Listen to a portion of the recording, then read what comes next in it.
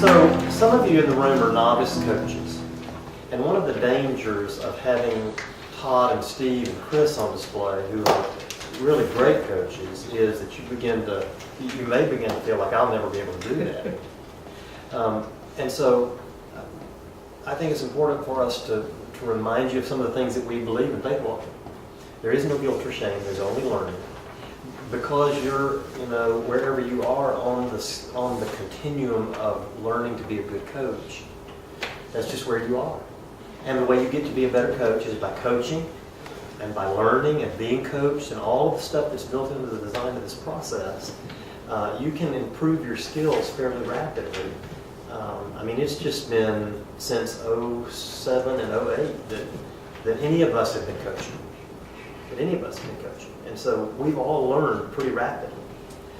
And so I want to be clear about whatever's in your space, that this becomes something that invites you into growth and not something that shames you or discourages you thinking that you'll never get to a place. And by the way, the more you do it, the faster you grow. The faster you grow. The more you learn. And this makes me also want to, me and Todd had this conversation a couple of times. It makes me want to, even though I'm done with my shadowing process, it makes me want to go shadow some more, to not just, I'm doing what I'm doing, to see what I'm missing out on. Yeah. I think the head coaching community would say, shadow once or twice a year. Call your head coach and say, can I sit in on your calls? Ask them to sit in on your calls. We struggle in our world with wanting it to be right and looking good, and all that shadowing stuff is really risky business, but it's powerful. It's just powerful. So I'd like for 5 or 6 of you, and remember this is not TV, I can see you and I know all your names. 5 or 6 of you, just say out loud for us what you're taking away for yourself about what you've got to take on to be a more effective coach based on this conversation that I opened up here. I'll give you introverts in a minute. I've got to not let it be about me, the coaching. Okay? Wherever that comes into play, and my own battles, my own junk. Great. Let it be about me. It's got to be about seeing them and really engaging them. Great. One of the things that Todd and I talked about helped me focus.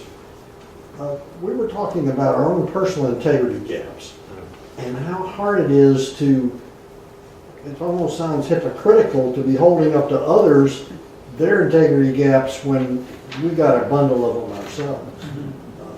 And it's helpful for me to realize it isn't about me directly. Indirectly it is, because it's a reminder of my own integrity gaps, but I've got to be careful that I don't let that be an excuse for not holding up to somebody else their integrity gap. That's great. Anybody else? Will you take it away?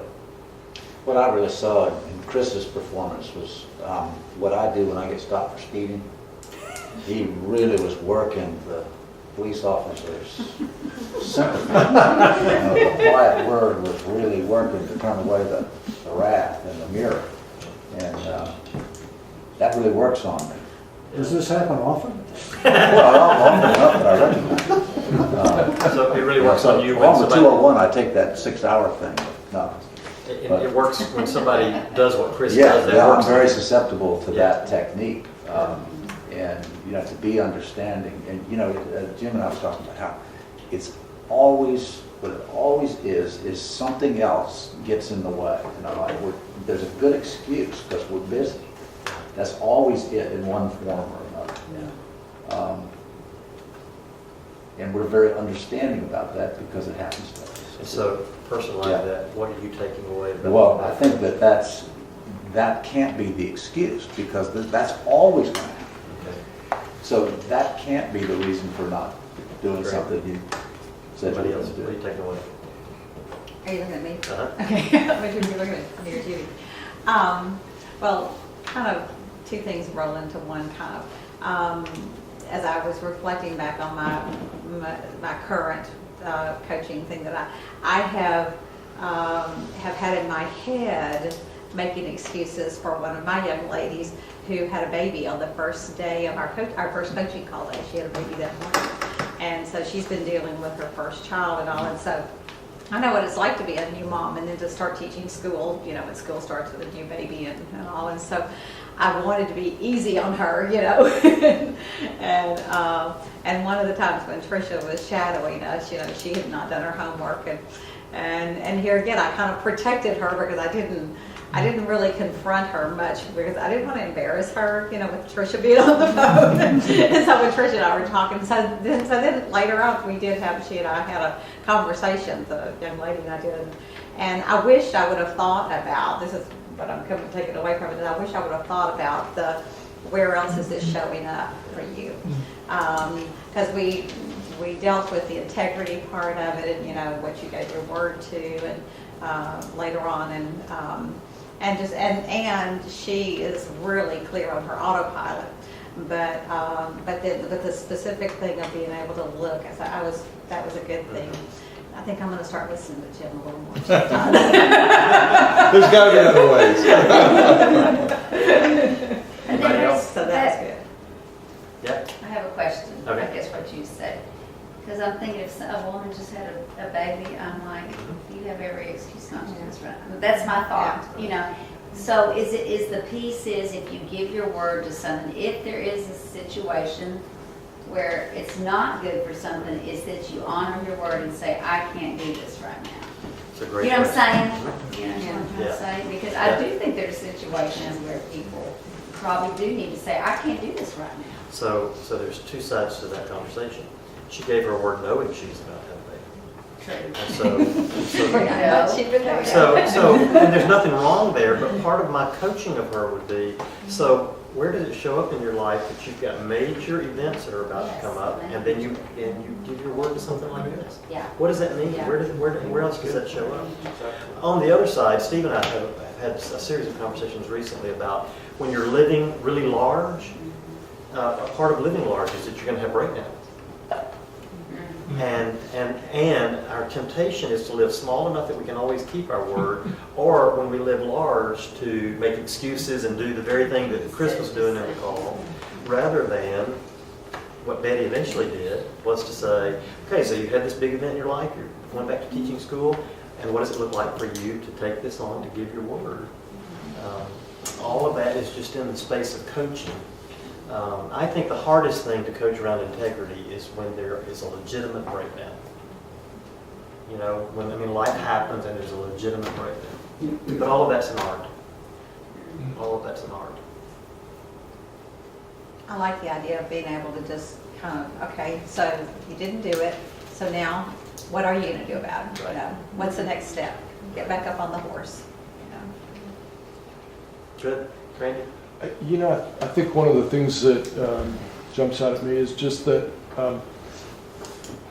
Steve had an assumption that I think is pretty true for most people, and that is they really want a breakthrough in their life.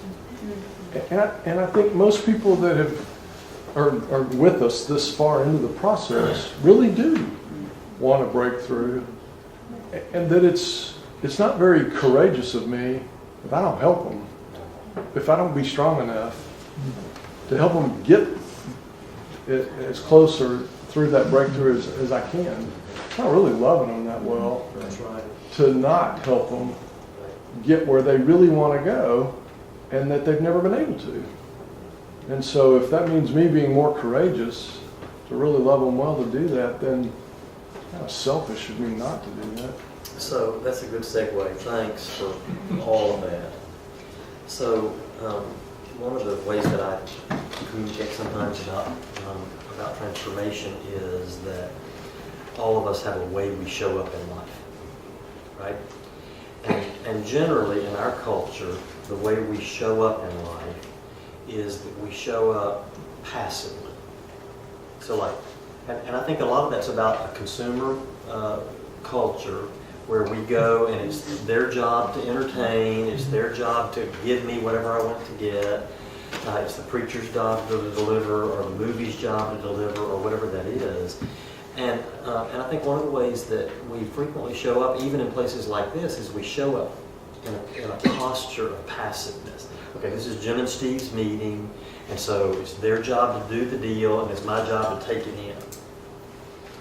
I'm increasingly asking the question, what does it look like for me to take a posture of responsibility? So I'm going to a coach's training meeting. What does it look like for me to be responsible for getting what I need? That's not just Jim and Steve's assignment, that's all of our assignment. But if we don't show up in a posture of responsibility, then what we'll do is just our default, because of the consumer society we live in, our default is that we show up passively. It's in that context I want to have a final conversation, or actually I'm just going to say a couple of things and let you get with your head coach and do some praying. We're having some conversations as head coaches about really what are the agreements that we're making as head coaches. We've got agreements in a lot of places, and we invited Bob into the head coaching community. He said, so what am I agreeing to? And I said, Well, I can tell you what we do. I said, I'm good with that.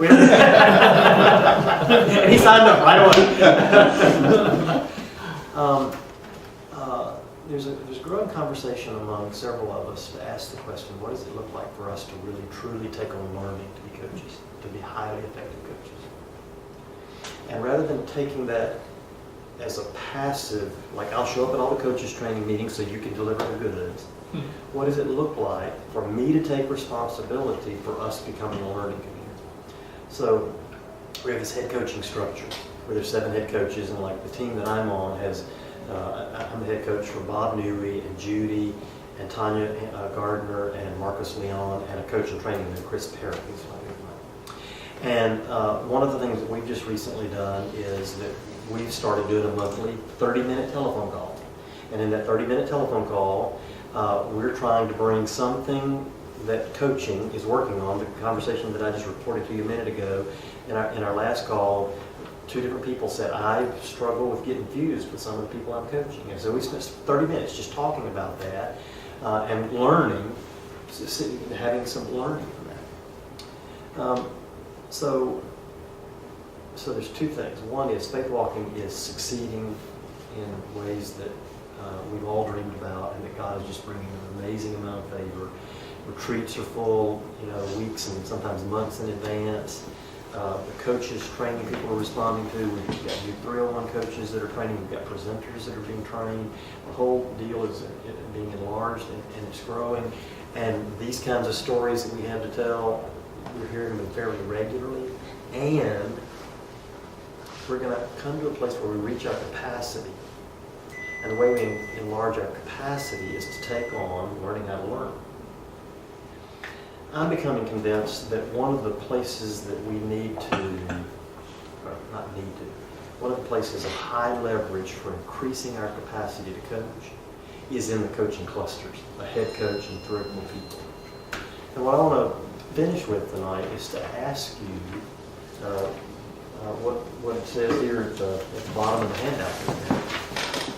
I asked you to begin a conversation that addressed these questions. Is the cluster of coaches that I'm leading or that I'm assigned to functioning as a learning community? Look right up above at the very top where it says connecting with coaches in big bold print. A learning community is a small group of people who are deeply committed to achieving results that they truly desire. Is the cluster of coaches that I'm a part of functioning as a learning community? In what ways does my cluster help me learn to be a better coach? What opening for action do I see that could advance our learning? We want to close the meeting tonight by praying together, and we can't finish that conversation, but we want to plant the seed for Bob with his team to have that conversation, and Steve with his team, and Tricia with her team to have the conversation about, so how do we stir one another up? How do we encourage one another? How do we create learning in that context? There's not a right answer to that. There are many answers to that, and I think the way we'll find the most effective answer to that is for you to take responsibility, take a posture of being responsible for the learning of your community and having those conversations. So we want to spread out on the second floor here. We go in the kitchen, and somebody wants to go out on the deck if it's not raining. Does anybody here not know who their head coach is? You're a 301 coach, so you and Randy are, and I and Steve are the 301 cluster. I'm not sure, one of 4 people. Steve is your coach. Is Our head Randy coach no is longer your in head my coach is cluster? here. So Randy's no longer in my cluster? As a No, 201 he is in coach, your I- 201. Oh, okay. Todd's not a 201 coach I anymore. see. He's a 301 coach. I'm still 201 coach. You're my new 301 coach. So what I'd like for you to do is find your head coach. Todd, I know you're not a head coach, but Brandon is not here, and both Margaret and Jeff are connected to him. Would you do something? I clean up for him all the time.